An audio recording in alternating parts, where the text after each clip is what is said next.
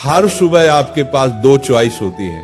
एक तो ये कि आप सोते रहें और सपने देखते रहे, और दूसरी ये कि अपने सपनों को पूरा करने के लिए तुरंत उस बिस्तर को छोड़ दें। चॉइस आपके हाथ में है। जो आप आज चुनेंगे उसी का रिजल्ट आपको भविष्य में मिलेगा। अधिकतर बच्चे रोज रात को ये सोचकर सोता है, मैं कल सुबह 4 बजे उठूंगा चाहे कुछ भी हो जाए, लेकिन उठ नहीं पाता है। सुबह आप तब तक नहीं उठ पाएंगे जब तक या तो कोई इंटरेस्टिंग काम नहीं होगा या फिर कोई बड़ा लक्ष्य नहीं होगा जिसके लिए आप वास्तव में उत्साहित हों। ये है।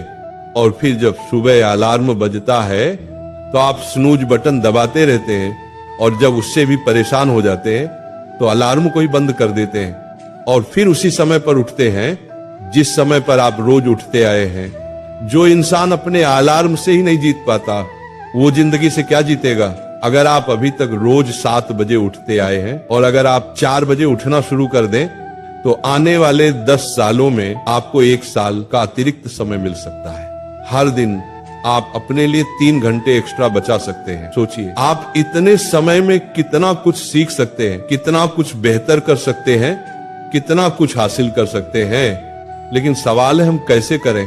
मैं आपको स्ट्रांगली रिकमेंड करता हूं कि किसी भी काम को आप सुबह के 2 घंटे दीजिए, वो बराबर होगा दोपहर के 4 घंटे काम करने की। यानी अगर किसी काम को करने में आपको दिन में 4 से 5 घंटे लगते हैं तो आप उसे सुबह करके देखिए, सिर्फ 1 महीने में फर्क महसूस करेंगे। मुझे नहीं पता आपके क्या गोल्स हैं, क्या ड्रीम्स है, लेकिन हो सकता है आपके अंदर कोई टैलेंट हो, कोई स्किल्स हो। तो मेरी आपसे एक विनम्र रिक्वेस्ट है, उसे कभी मत छोड़िए। हर सुबह उस पर 2 घंटे काम करके देखिए। 1 महीने बाद आप अपने अंदर इतना इम्प्रूवमेंट देखेंगे कि खुद हैरान रह जाएंगे। तो चॉइस आपके हाथ में है। या तो रोज 2-3 घंटे जल्दी उठकर करोड़ों की भीड़ से अलग हटकर कुछ एक्स्ट्रा ऑर्डिनरी किया जाए, या फिर करोड़ों की भीड़ में रहकर उन्हीं की तरह सोते हुए सपनों को देखा जाए। कई लोग कहेंगे कि 7 घंटे की नींद जरूरी है, कुछ कहेंगे 8 घंटे जरूरी है। मेरा मानना है जो इंसान जितने घंटे की नींद लेता है वो उसकी आदत पर निर्भर करता है। लेकिन याद रखिए, अगर आप वो करेंगे जो आसान है